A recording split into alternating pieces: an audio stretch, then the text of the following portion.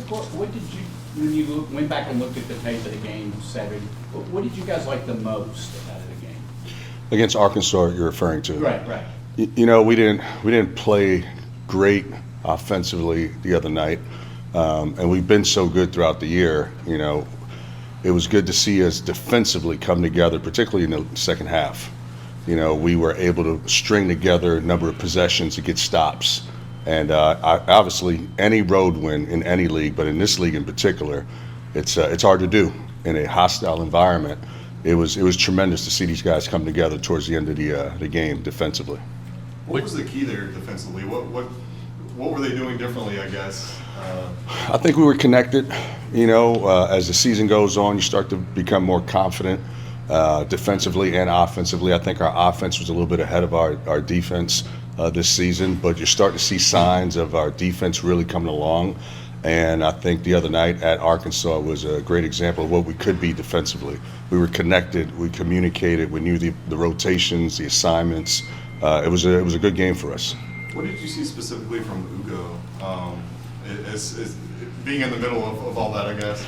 I think, you know, for people who have not seen him live, you know, you see him on TV, you obviously know he's a 7-footer, but when you see him live, he's one of the biggest human beings in the league. I mean, the way he can move for his size defensively and pick and roll is unbelievable. So when you have a guy with that size and that type of agility defensively, it gives everyone on the floor courage that we can accomplish this rotation. So he's been huge. He's been huge for us. What went into that decision in the second half to move Reed to point guard, and kind of what did you all like out of what you saw from him there? I think we had a flow. You know, there was a flow going. Coach Cal's really good with that. He's got a feel for the game. He saw a few things that were going really well for us. Reed was able to get to the rim a number of times in critical moments in the second half. And once you see that once or twice, you just kind of feel like, you know what, let's stick with Reed and see what happens. And he made some great plays down the stretch.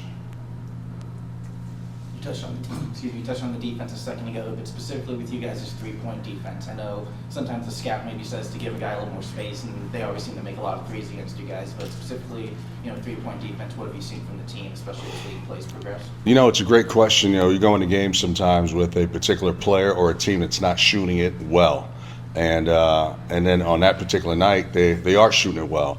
So for young teams and young guys, it's hard to make that adjustment. I think as the year goes on and we play more games, they're starting to realize, meaning our team, that, you know, on any given night, if a kid hits one or two, although he's not a great shooter overall, that particular night he is. So we've got to treat him that way. And we've been able to make some of those adjustments as the season's gone on. Is that just something that kind of has to happen in game? You know, guys getting more comfortable with, hey, at the under 12 mark, maybe getting closer to a guy? Yeah, absolutely. Yeah, if there's a kid who hits one or two shots, then in a TV timeout, hey, we got to be aware of this particular player. He's not shooting a high percentage overall, but tonight he's made two of them in the first half. Let's start to close out on him a little bit closer.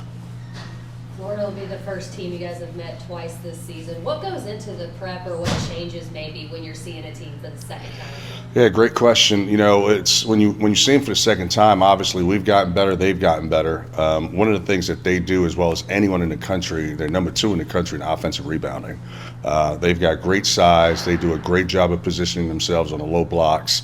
So they did a great job the first game, so we anticipate those guys doing a really good job tomorrow night. So we've got to box out, drive guys out, not let them get second and third opportunities.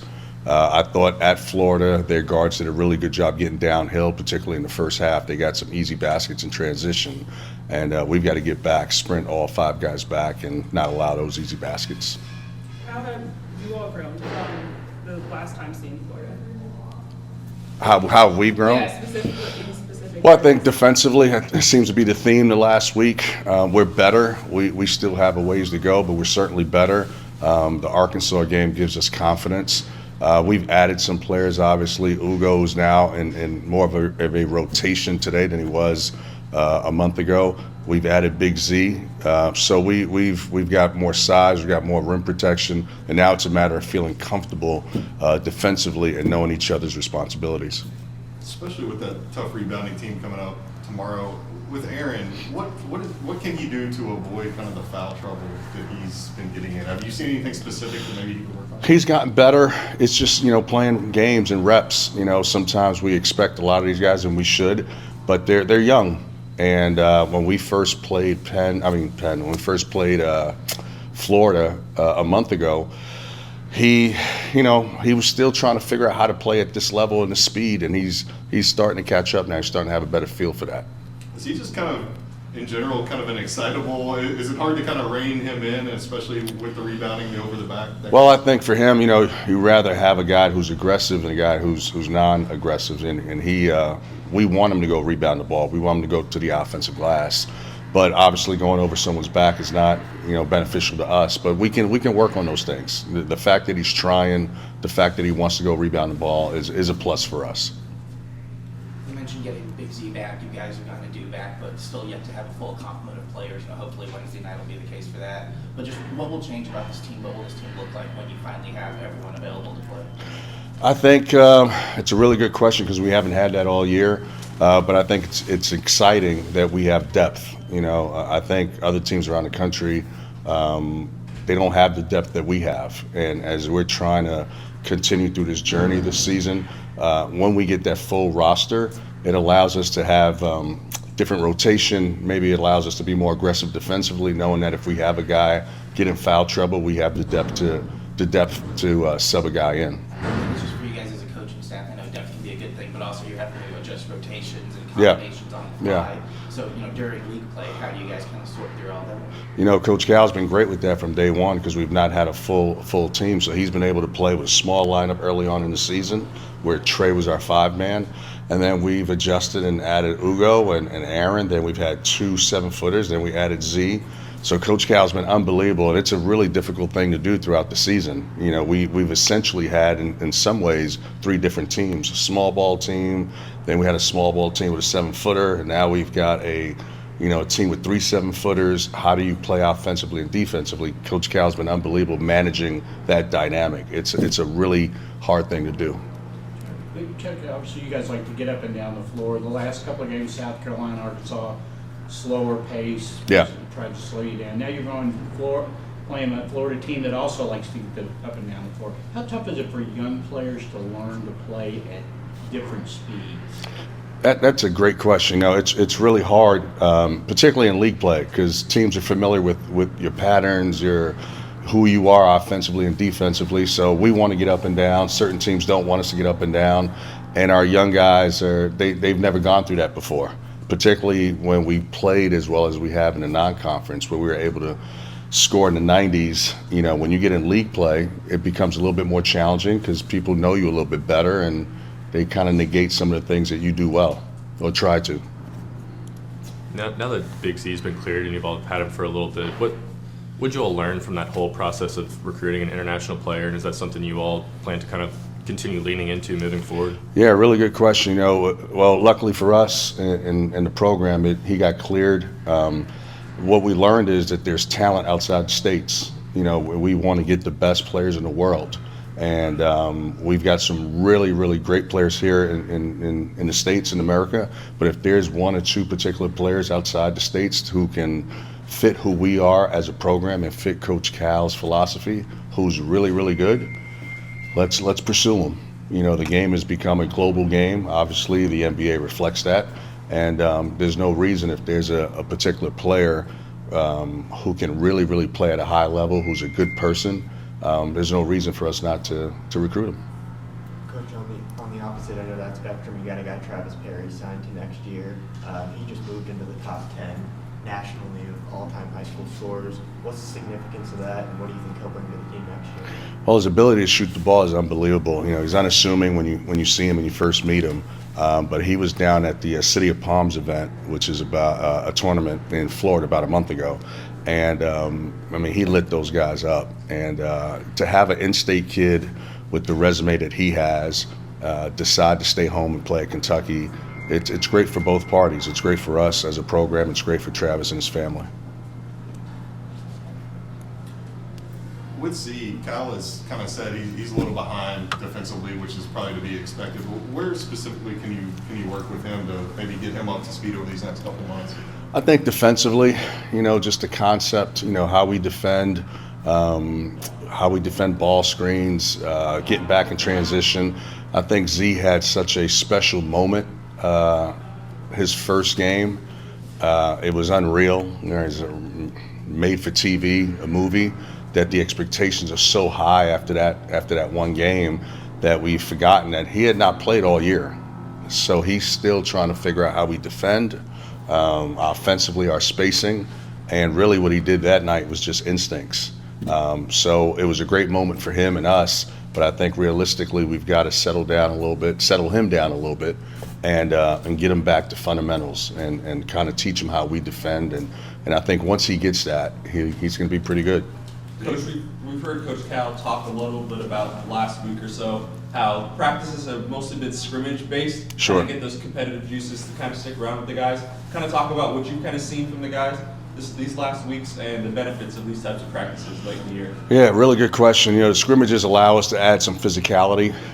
Obviously when you don't scrimmage and you run offense or you run defense 5-on-0, there's no physicality. You can't measure the size of Florida. You can't measure their ability to rebound the ball. Fortunately for us, we've got 3 7-footers. So when we do scrimmage, we can simulate that size and physicality, which prepares us for the Florida game. There's been a push on social media already this week, kind of trying to lift Antonio into the All-American conversation. Just what have you seen out of his consistency so far this year, and do you think he should be kind of on that level or in that conversation? Yeah, I think Antonio is one of the best guards in the country.